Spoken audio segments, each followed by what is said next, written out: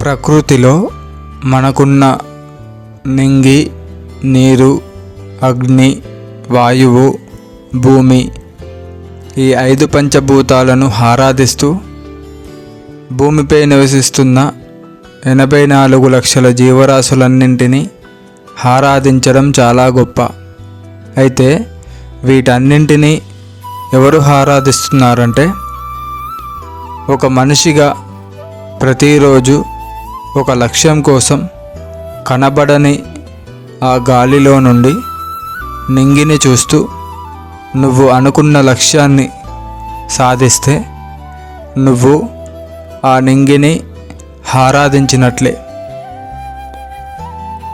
నల్లని చల్లని మేఘాలలో నుండి వచ్చే వాలుజారే చినుకులను నీకు కావలసినంత ఉపయోగిస్తూ మిగిలిన నీటిని అనవసరంగా వృధా చెయ్యకపోతే నువ్వు నీటిని ఆరాధించినట్లే. నీ బాడీ టెంపరేచర్ని కరెక్ట్గా మెయింటైన్ చేస్తే నువ్వు అగ్నిని ఆరాధించినట్లే. అనవసరమైన కాలుష్యంతో ప్రకృతిలో కనబడని వాయువుని పాడు చేయకపోతే నువ్వు ఆ వాయువుని ఆరాధించినట్లే. ఈ భూమిపై ఉంటూ భూమి లోపల ఏముందో అని అనవసరమైన తవ్వకాలతో భూమిని పాడు చేయకపోతే నువ్వు ఈ భూమిని ఆరాధించినట్లే.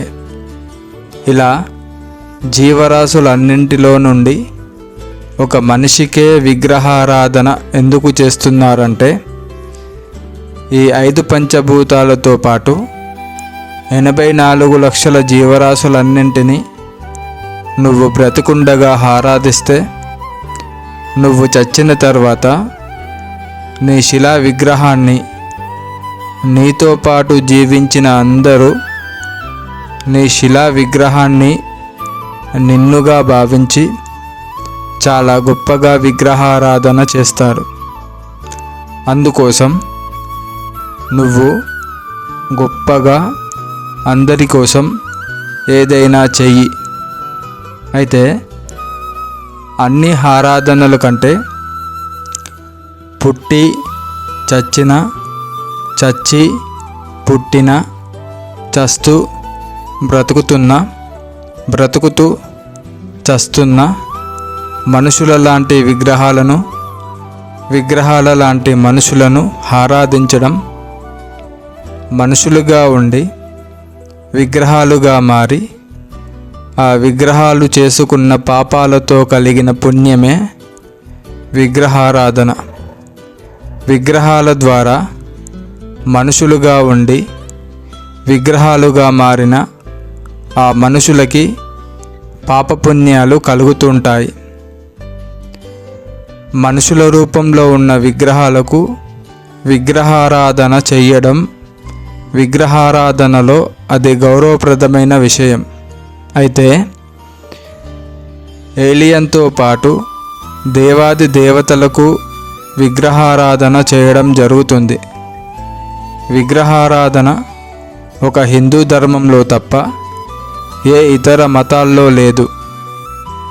ఈ మధ్య కాలంలో హిందూ ధర్మంలోని విగ్రహారాధనలను చూసి విగ్రహారాధన చేస్తే వచ్చే ప్రయోజనాన్ని తెలుసుకొని విగ్రహారాధనను ప్రారంభించి మేరీమాత యొక్క రూపాన్ని రాతిపై చెక్కి కట్టుబట్టలతో మేరీమాతకు విగ్రహారాధన చేస్తున్న, మనుషులుగా ఉండి విగ్రహాలుగా మారుతున్న క్రిస్టియానిటీలో ఉన్న మనుషులతో పాటు అందరికీ విగ్రహారాధన జరగాల్సిందే. అందుకోసం అందరి కోసం ఏదైనా గొప్పగా చేసి చావాల్సిందే. అందులో కొందరికి విగ్రహారాధన జరుగుతుంది. జరగని ఆ విగ్రహారాధన కోసం మళ్ళీ చస్తూ జన్మించాల్సిందే, జన్మించి చావాల్సిందే. ఇలా ప్రతిసారి ప్రకృతి వడిలో వదగాల్సిందే.